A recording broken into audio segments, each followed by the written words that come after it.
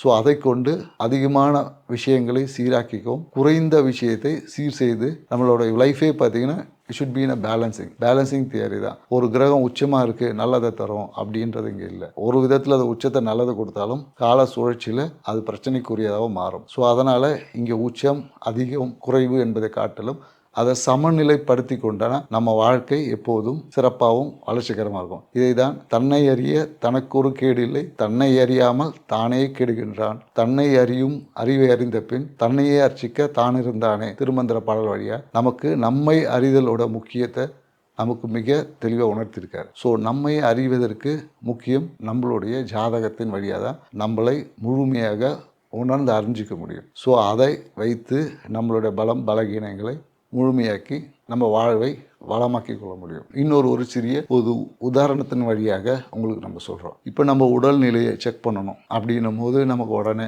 ஒரு டாக்டரை போய் சந்திக்கிறோம். இப்போ டாக்டரை சந்திக்கும் போது அவர் என்ன சொல்லுவார், ஒரு பிளட் டெஸ்ட் எடுத்துகிட்டு வாங்க அப்படின்னு நம்மளை ஒரு டெஸ்ட் எடுத்துகிட்டு எல்லா டெஸ்ட்டும் நம்மளோட பிளட் கவுண்ட் எவ்வளோ இருக்குது, ஹீமோகுளோபின் எவ்வளோ இருக்குது, சுகர் லெவலில் இருக்குது இப்படின்னு நம்ம அனுப்புவாங்க. ஸோ அந்தளோடைய வேல்யூஸை வச்சுட்டு நம்மளை எதை குறைக்கணும் எதை கூட்டணும் என்பதை நமக்கு உணர்த்துவாங்க.